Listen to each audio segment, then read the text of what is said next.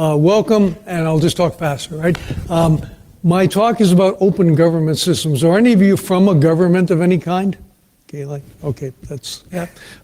So I think you're really in the right session, even though we started late, because a lot of the other sessions here are really, really technical. I'm not going to be that technical. I'll try to make it a little more fun than technical. The other side is that this is a problem that's on the upswing. So a lot of the things that I saw here today, like, your car has this vulnerability, or you can exploit JavaScript this way. I've done a fair amount of that stuff over the years, but the reality is those problems get solved, and then other problems come along. So when you're down in the kind of technical trenches there, although it's very interesting, it's not the stuff with staying power.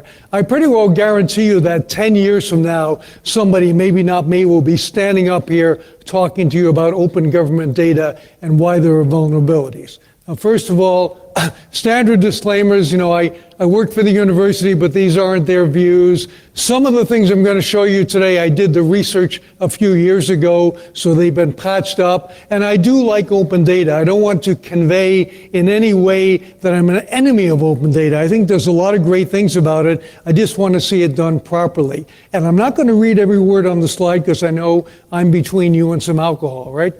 What is open data? Well, governments around the world are opening up the data that they used to keep. If you think about it, a government has the right to collect data. I live in Canada. Someone is actually going to jail because she refused to complete the census. On principle, she wouldn't fill out the document, and the government wants to send the woman to jail. So governments can compel you to give data. They can compel you to pay taxes and things like that. And they have all that data. What they're realizing is that if they open it up, some good stuff can happen. So there are hackathons going on where people go and they take all the government data and they figure out new uses for it. Another reason, though, is fear. Because they figure, well, WikiLeaks is going to get all our data anyway and put it out there, so we might as well let the public have the data. A very important one is cheapness. If you ride the subways in New York City, they have a sign up that says all of our transit apps are WizKid certified. And what do they mean by that? They didn't do it. The people who run the subways let other people use their data stream and monetize it, so there's advertising on it, and they let Google Transit do it, and they can do it better than them. So one good reason to open up the data is you don't have to pay the programmers, you don't have to pay the app developers, you just let it happen. And then there's this whole wonderful, open source is great, data wants to be free, and so on. So there's a lot of pressure, and all over the world this is happening. New York City, Philadelphia, a consortium in Canada of a bunch of cities, Vancouver, Edmonton, Toronto. The EU has a contest that I'll tell you about every year for the best use of open data. India has gone full steam ahead on this. 51 government departments putting out all kinds of data, which is very interesting stuff. And then there are, aside from government systems, there are systems that allow citizens to put data directly out there for other people to share. And I'm going to show you 13 problems. This came up with a baker's dozen, 13 problems that I think are important. So they're down there at the bottom of each of these, but I'll tell you the story. New York City puts out on October 6, 2009, their 103 data sets that they say are the beginning of their data mine, where they're going to make all the data public. Well, the next day there were only 102, because they hadn't thought about one of the data sets. It contained the private email addresses and the secret questions for 1,100 women's organization CEOs in the city. So we now know that the favorite question is, what was your first pet's name? And the answer is Fluffy, Fluffy the cat. So all that confidential information got out there. So the first problem to think about is, if you're going to let the public have the data, make sure you read it first and take out stuff like names and email addresses and phone numbers. That's an easy one. This is the city of Toronto, and I have to teach you a little bit about Canadian postal codes. We have 6-character-long postal codes. So in fact, you probably know that Santa Claus lives in Canada. He lives at the North Pole, and that's Santa's address. Now, why do we care about that? Well, this first string allows you to determine roughly where Santa lives, or anybody else in Canada, and then the rest of it fills in exactly where they are.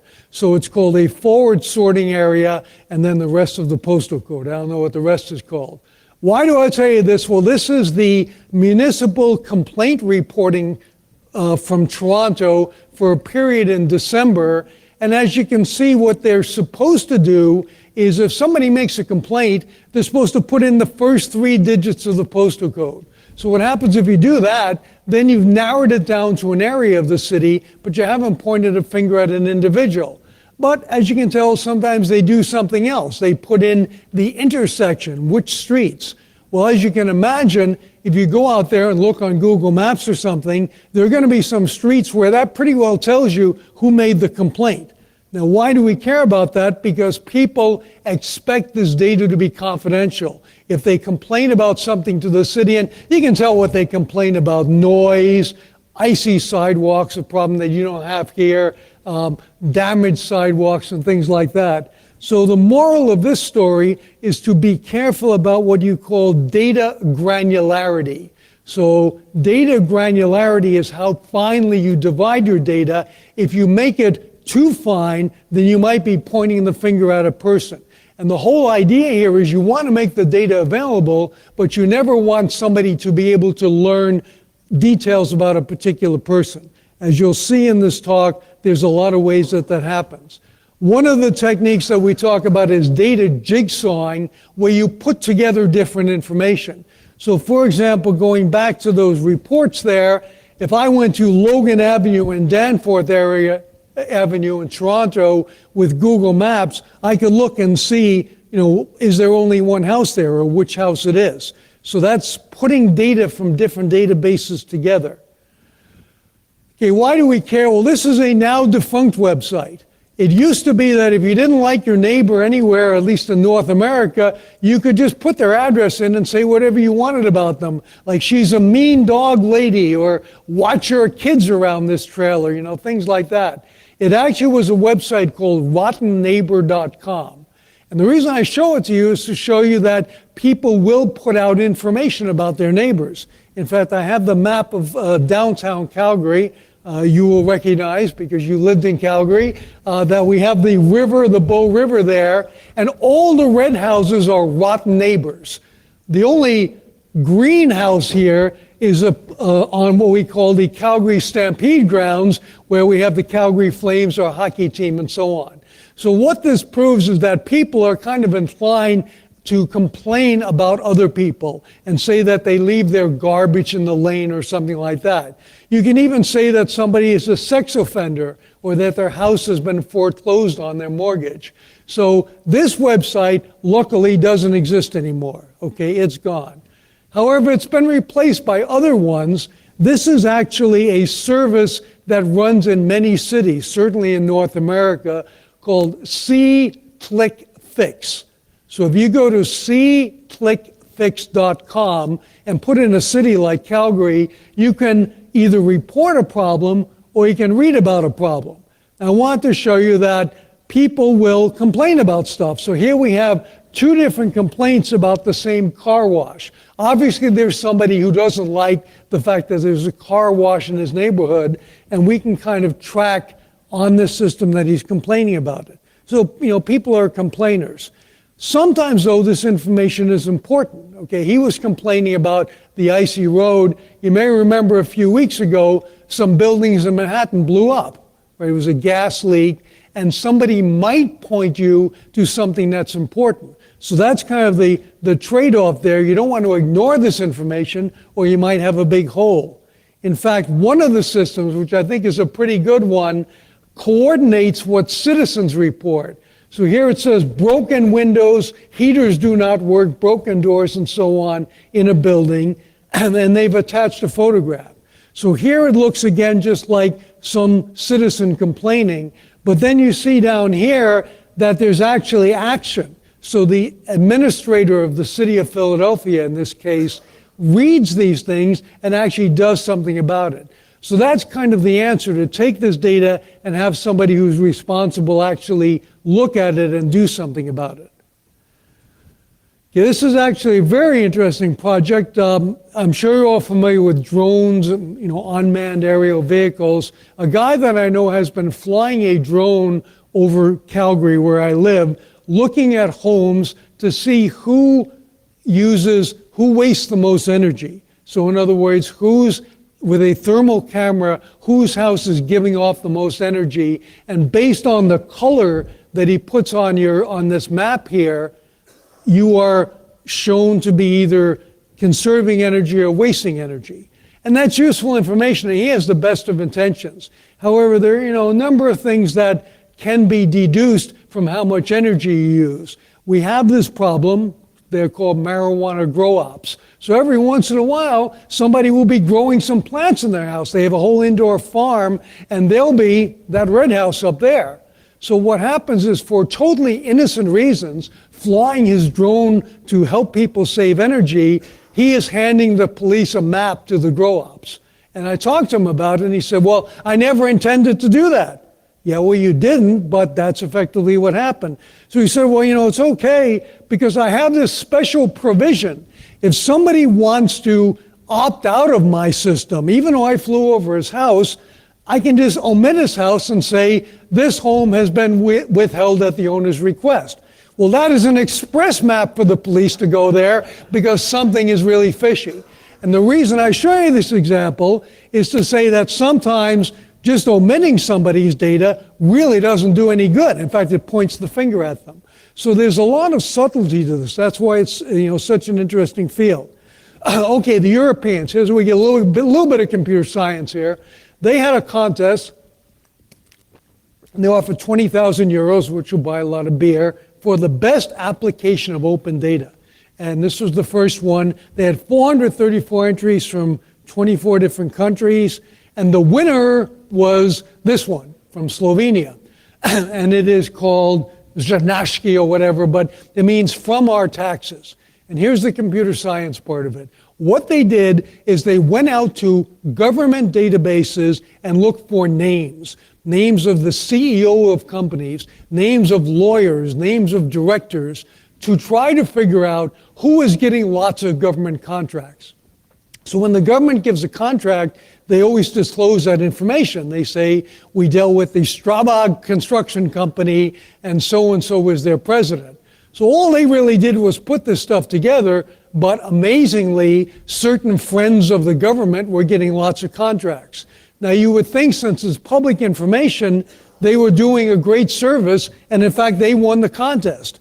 They then found their backsides in court being sued by someone who said she didn't want to be in this database. Okay, Jarmila Pavazanova of the Strabag Construction Company demanded in court that the value of her contracts be removed from the site. Now, here's the interesting part. How do you remove data when you don't even have the data? All this thing was a re-streaming of data that was in government databases. They were just bringing it together. So they looked at the judge and they said, what do you want us to do? It's not even our data. And the judge said, do it. And this gives us problem number 4. Judges are about 10 years behind the average intelligent person in understanding technology. So when you have lawsuits like this, it's because the judge still remembers his Commodore PET computer or something and thinks that that's what computers are about. The other problem is data can live in many places. So data can be copied, it can be stored, sometimes you don't even know where it lives. So the latest I heard, they have appealed that ruling and they're still in operation, but the real, computer science thing is, how do you take down data you don't even control? I guess you could put a filter in there that somehow hid that data, but that would be a lot of work. Okay, now here's an interesting one from a city in Canada called Edmonton, and they had a mayoral election where this guy named Stephen Mandel did really well. He got most of the votes. So in particular, he got 109,432. The next candidate got 58,000, and some of the lesser candidates got very few votes. Now, why do we care about this? Because when you put data out like this, you have to be careful. You do want the people to know what the election results are. That's important, right? That's public data. However, and here I have to give you a bit of a hypothetical, Here we have a poll. It happens to be the citywide hospital poll. If you happen to be in the hospital on election day, instead of you going to vote, they bring the vote to you. They let you vote from your deathbed or whatever to say who you would want to be mayor. Now we noticed that Mr. Dave Dowling got 0 votes in the citywide hospital poll. Why do we care? Well, let's say Dave's wife was in hospital. And he comes in and, honey, did you vote? Oh, yeah, I voted. I voted for you, right? I voted for you. Well, she's lying because nobody voted for him in any hospital in Edmonton.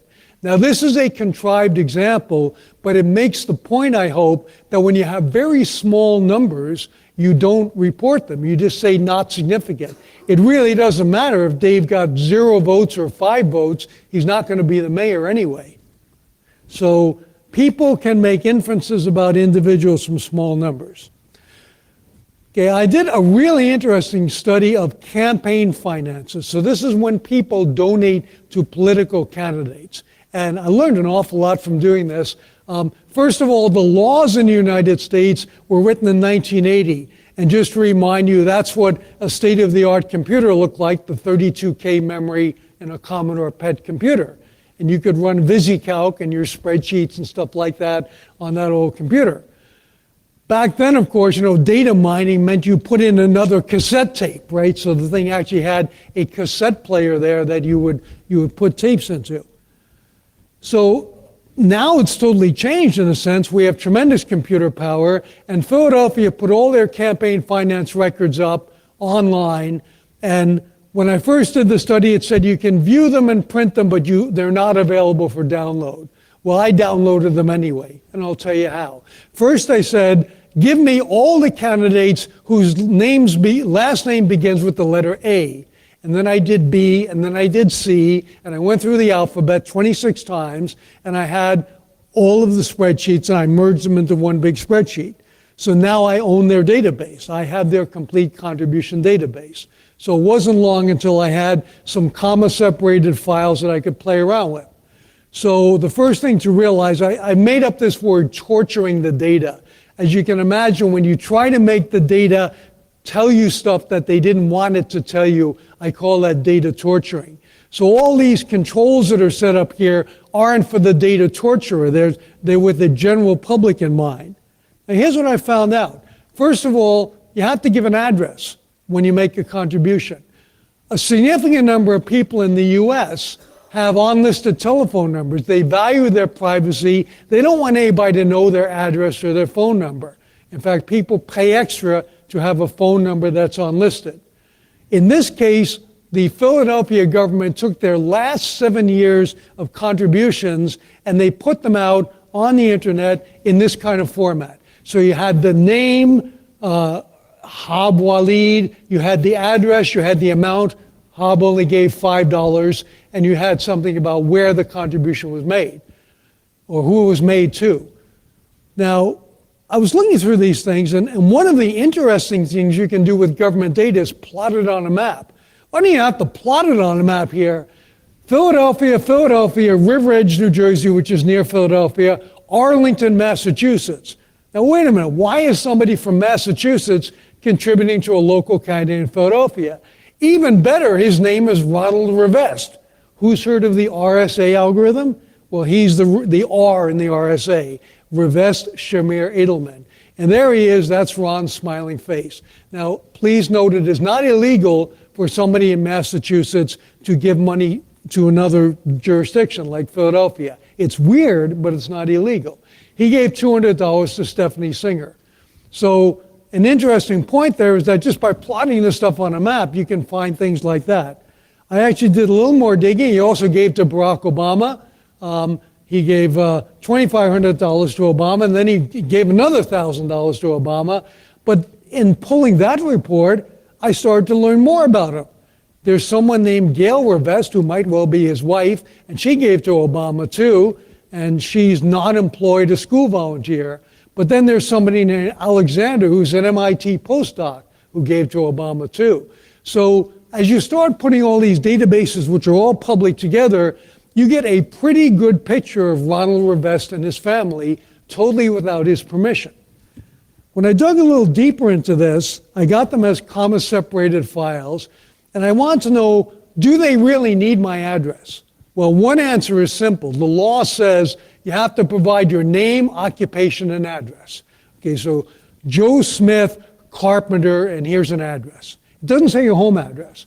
But I thought, well, the only reason really to have the address is to find out if there's two John Smiths, maybe they're the same and maybe they're different.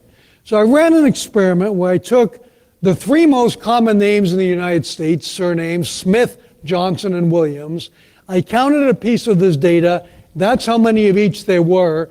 And then using a very generous definition of duplicates, which is, could it possibly confuse me? I went through and I found 8 duplicates in the Smiths, 3 in Johnson, 4 in Williams.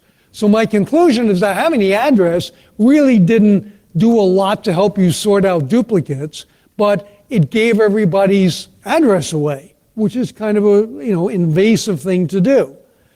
But then it got even better, because while playing with the data, I noticed that 86 of the Smiths, 63 of the Johnsons, and so on, all gave the same address. So I figured this must be like the largest rooming house in the world or something if they all lived there. So I went to Google Maps and took a look at it and did indeed find that it is the office of the International Brotherhood of Electrical Workers. So here's where we start to draw some inferences. Why are all these people giving that address? Well, this is where you go if you're an electrician when you need a job. You go into the hiring hall there and they give you a job. It looks like they also were making it, I'll say at least very convenient, to make political donations to the candidate of their choice. So we can start to learn really interesting stuff that would never have come up any other way, and certainly not if they hadn't put that data out there. So one thing I found is that the data was inconsistent. You have to give an address. It doesn't say your home address. You could give 1600 Pennsylvania Avenue Northwest, which is the White House. That's an address. It's Barack Obama's address now. Also, policy issues. Somebody decided in 1980 that this data needed to be collected, and nobody's apparently thought about it since then, but so much has changed. We have these new tools like data mapping APIs and big data programs and so on, so it's really time to make the why of why we require it match up with the how of what we can do. Okay, so this is a fellow that I kind of know. He started an airline called WestJet. He got very rich. His name is Trave. I did this little assault on him 6 years ago without his permission, just to see what I could find out about poor old Trave. Well, that's his picture off a corporate brochure. I looked him up in the telephone directory, which is online, and I've obscured some of the stuff here because his address and home phone number are in the telephone directory.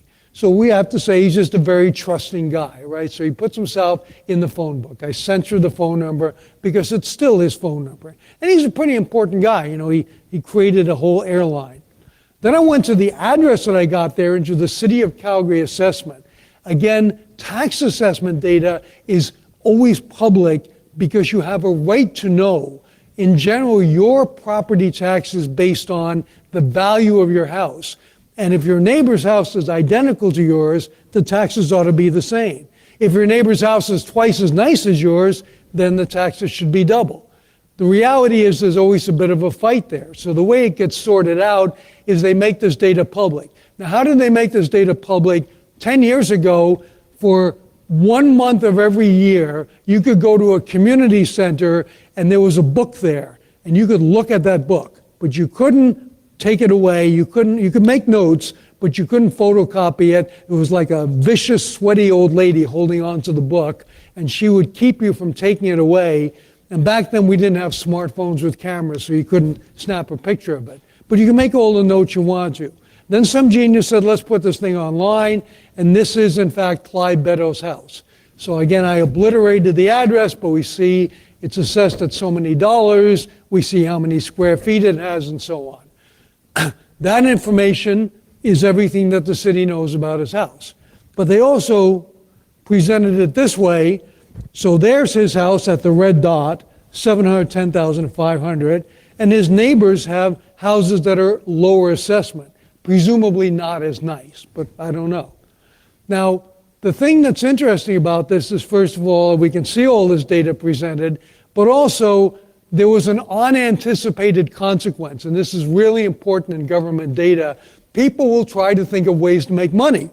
There's a bunch of companies that every year when your tax assessment comes, they drop a card in your mailbox.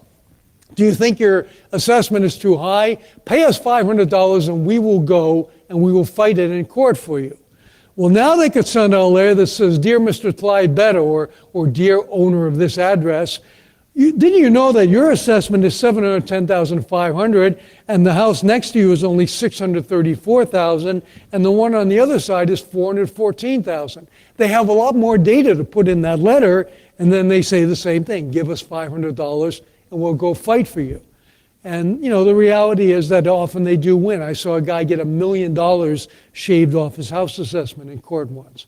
So this freaked out the city. They said, oh no, our data is being misused. So they shut the whole system down. And they asked me what to do about it. I gave them an idea. But what they eventually did is they reopened the system with new safeguards. So this is the answer to how to do it better.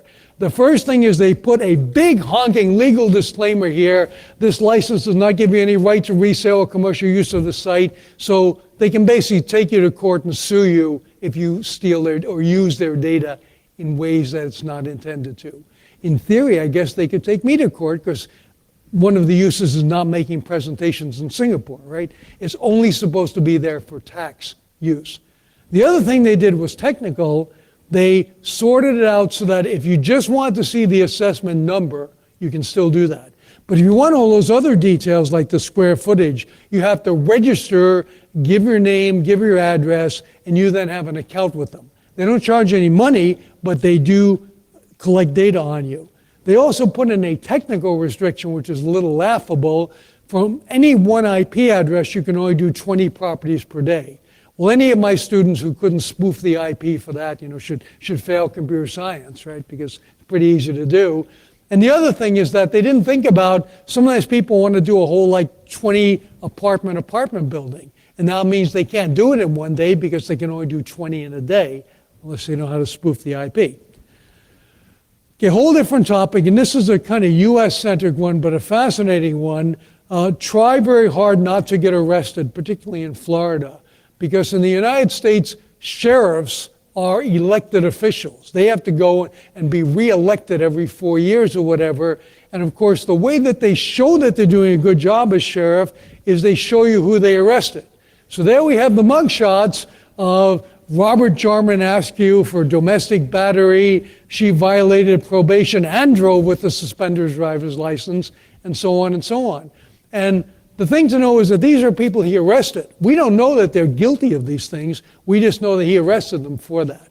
The other thing is that it stays up there for 30 days. Here's where it gets really creepy.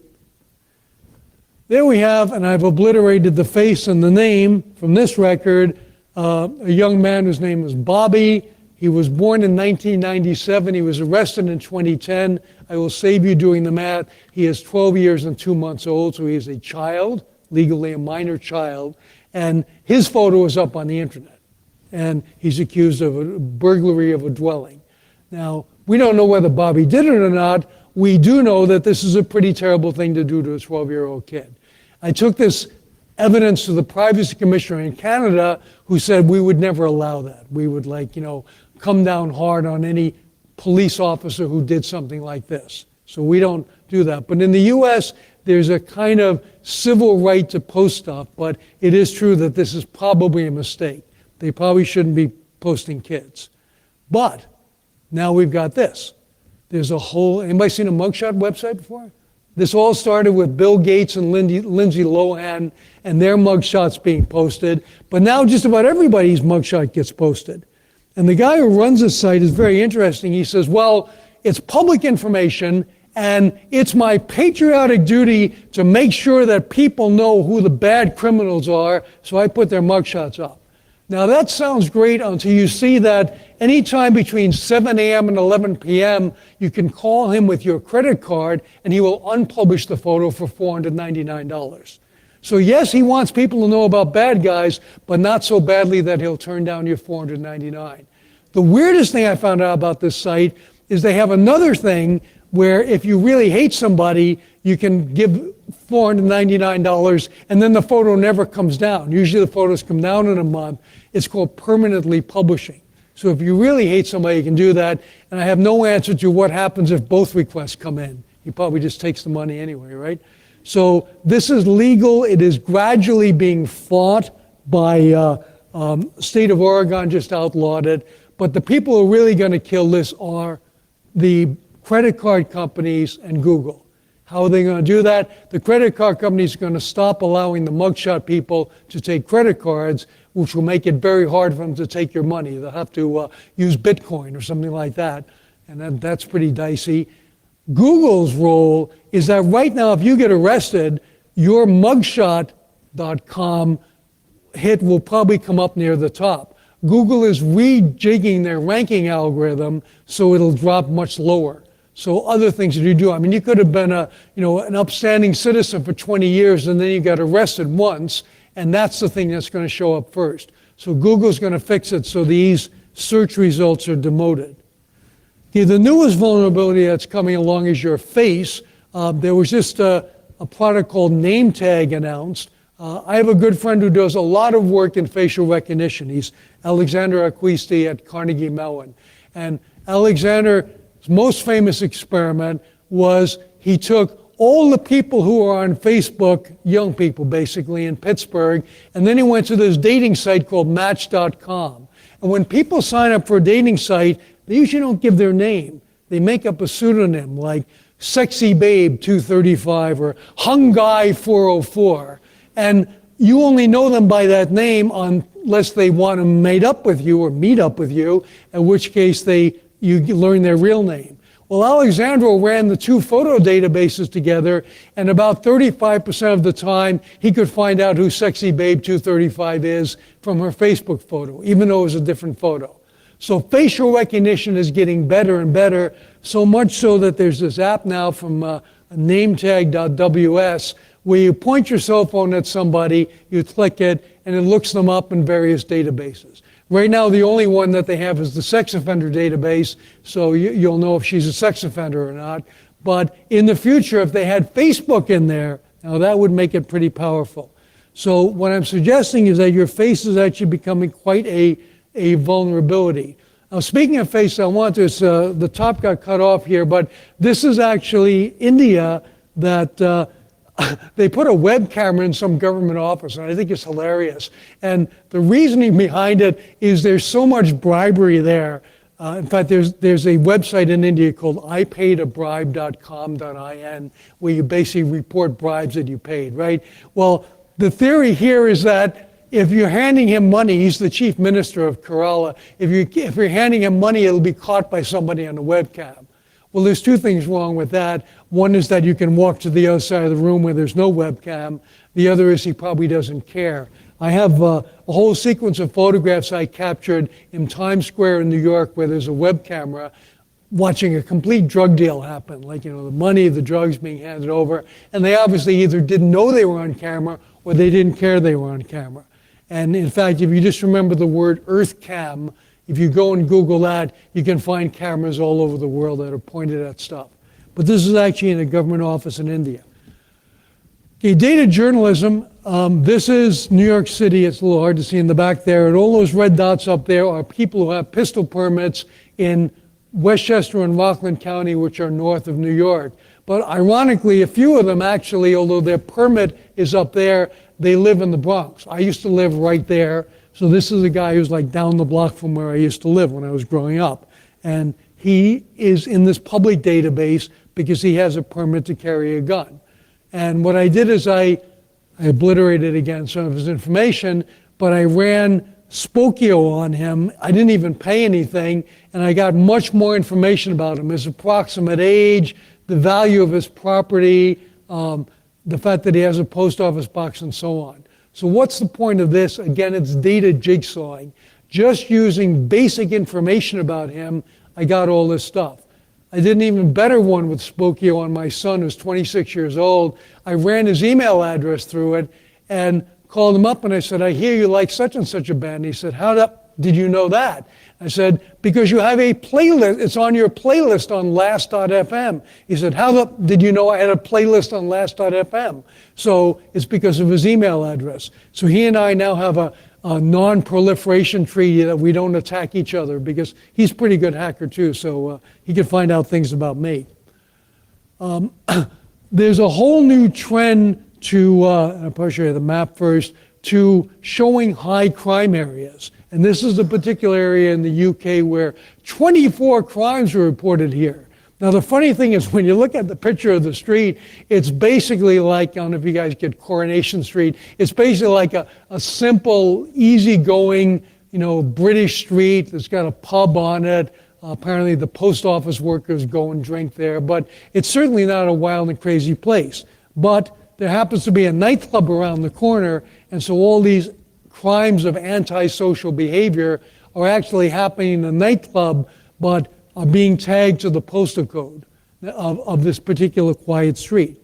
Why do we care? Well, these people are complaining that this crime map, official map from the British police, is lowering their property values because people think it's a crime neighborhood, and there are actually reports that say that crime rates and real estate values are strongly correlated.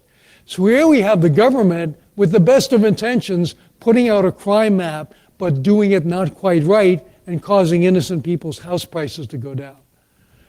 Okay, there are some indirect risks to government disclosure. One of them is you can't get it back. There's a company in Alpharetta, Georgia called ChoicePoint Systems. It's now part of LexisNexis, and they kind of grab everything. So I interviewed one woman, and she had been to a small claims court, and that was on her file.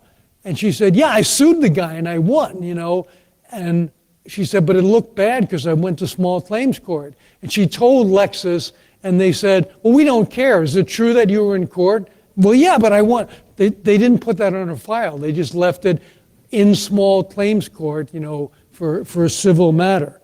Another guy, even weirder story, was always going for job interviews. He was a really good engineer, and he would get to the final stage of the interview, and then they would hire somebody else. And he was frantic, so he got a friend of his who was a headhunter to pull his file at ChoicePoint. And the friend said, look, you're a convicted murderer. You did 10 years in jail. He said, I did not. That's not me. And they had actually crossed his social security number over with somebody else who was a murderer. And they never told him. Nobody ever told him. That's why he didn't get the job. But nobody wanted to hire a murderer as an engineer.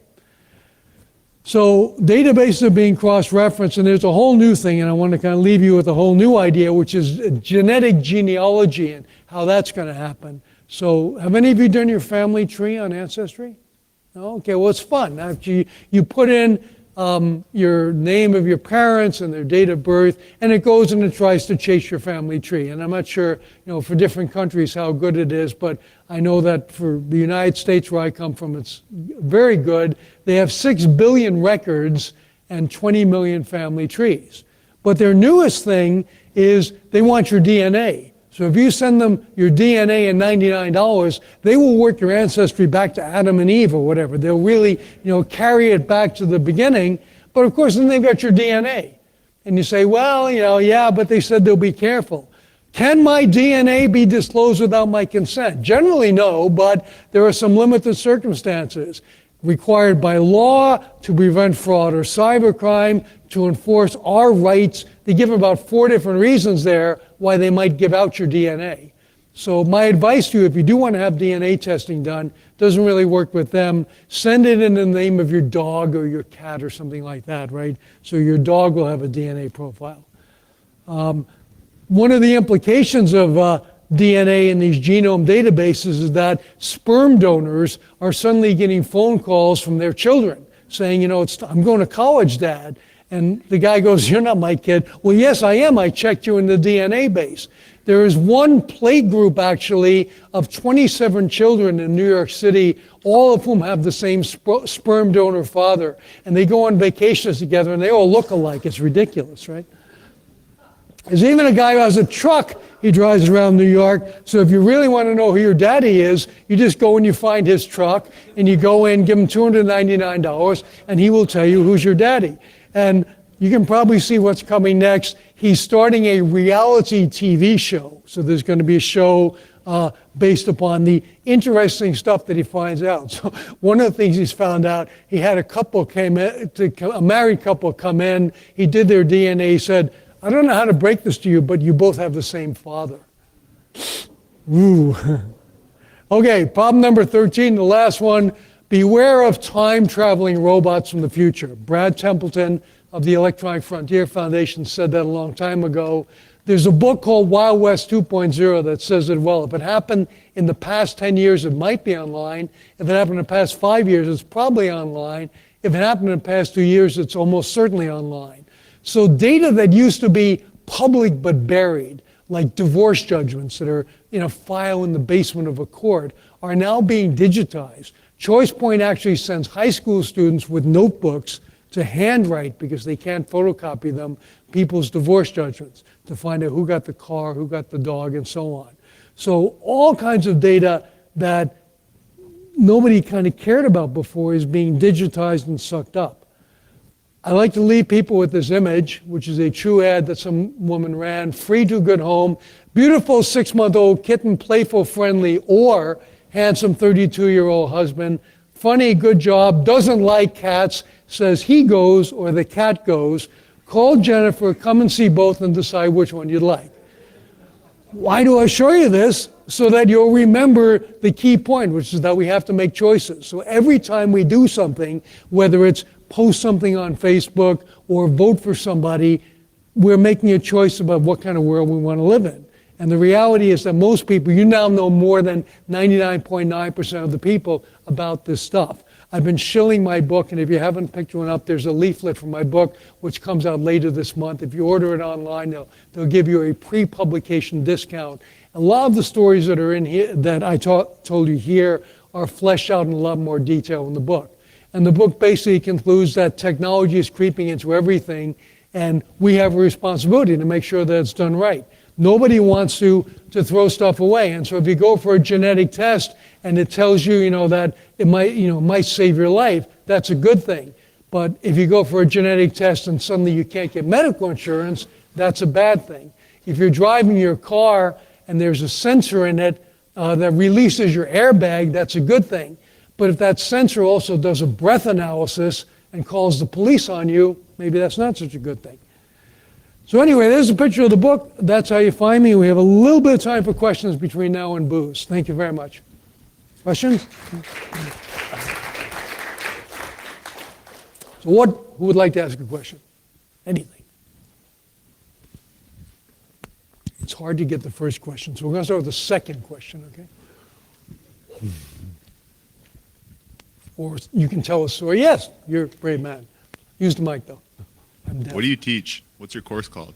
What's that? What do you teach? Okay, so I for a long time taught computer science. I have two famous students, James Gosling, who invented Java, and Cullen Jennings, who at the age of 28 sold his company to Cisco for $80 million. And so those are my claims to fame. Now what I do is I teach environmental design. So I actually teach about smart communities and kind of whatever I please. But I also have like graduate students working on security. Okay, so I'm a joint professor between computer science and environmental design. That was an easy question. Harder one? Or you just want to drink, that's okay too. Going once? Yes, you. You've been laughing through the whole session. You might as well make me laugh. Yeah, I don't know how to phrase this. They say there's a very thin line between security and privacy. Yes. What do you think is the right balance? It's going to be personal. And one of the things that's happening is that younger people are like a lot more liberal in their privacy, right? So there's an awful lot of people who go, yeah, it's all on Facebook, that's fine. I have a hunch that they're going to feel a little bit differently. Let's say you are in high school and you're drinking out of the chem lab glassware. And then you get into college, and for some reason you didn't get into that Ivy League college, and you never know why. Well, maybe that photo of you drinking the glassware. So now you go to some horrible college, and you think, well, I'll get a job as a lab tech. And then they show you your picture, and they go, well, we're not going to let you be a lab tech. So one stupid little thing like that can haunt you for a long time. So I met a guy here, actually, I had dinner with him last night, who every year destroys his Facebook profile. because he's afraid that some things got in there that he didn't want, and he recreates it under a new name. So I think we're going to start seeing people doing kind of really aggressive things like that, having multiple identities, right? I mean, just like, you should have different emails for different things. So I think we're going to see consumers getting very savvy about ways to fight back. Stores are putting in technology now that follow you. Okay, so you walk into the store and the pings from your smartphone will actually tell the store, kind of who you are, or if you've been there before. And then they have cameras that follow you to see what you pick up and so on. And they're building up all these profiles. There was one case in the US where a guy comes into a Target store and he says, "This is ridiculous. You sent my daughter ads for baby stuff and she's only 16 years old." And the headline of this article, by the way, was, "Target finds out girl is pregnant before her father does." And here's how it worked. She went in there, and there's certain products that women buy when they're pregnant, skin moisturizer and stuff. She bought that stuff, didn't even use a credit card, used a debit card, but Target was tracking her. Target then started to send her these ads. And the father freaked out, went in, and 2 weeks later came back and apologized and said, "Oh, there were some things going on in my house I didn't know about. She is pregnant, she's due in August." So Target, and this is where it gets really interesting, Target said, "Oh, yeah, right. It's creepy to send women ads that are for baby stuff. And they probably won't use those coupons because we've creeped them out." So now what they do is they mix in lawnmowers and barbecues and other things. So they're still targeting the woman with baby stuff, but she looks at it, she goes, "Lawnmower, I don't want that. But look, there's the baby coupon." And the money quote from the guy at Target was, "As long as she doesn't realize that we're doing that to her, then it's not creepy," right? So they just find more and more sophisticated ways to target her. And they will. Yes, I'm back. Thank you. I have a question. So as more governments right now are putting more data online, Yeah.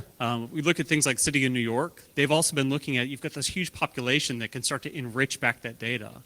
And so I think one of the questions we're looking at from a privacy standpoint is, as people can upload data and start to enrich that government data, are you seeing cases where malicious actors are coming in and starting to maybe taint your reputation by uploading things that aren't true about you back into the public Yeah, well, sources? the C-click fix and the there's a site called dirtyphonebook.com where you can put any 10-digit phone number in and say whatever you want about it, and it's always full of comments about people. So yeah, I think there are complaints getting into the system. The one that I heard about that's very specific is a bunch of neighbors in Red Deer, Alberta, hated this one neighbor, and they started making bogus complaints on C-click fix. So the bylaw officer was always there, "Oh, your garbage is blowing in the back lane." But the bylaw officer never found any garbage because they were all just bogus things. So when you have these systems that, as you suggested, allow citizen input, that's when you get into a lot of trouble.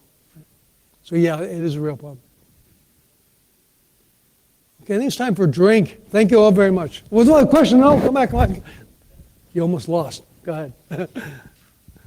Yeah, last question. Have you done any analysis of less democratic, open societies? So all your examples are from primarily the U.S. Have you looked at other Well, countries? I'll give you one Chinese example because I have a whole, the book is not just about computers. There's a whole biology and DNA section.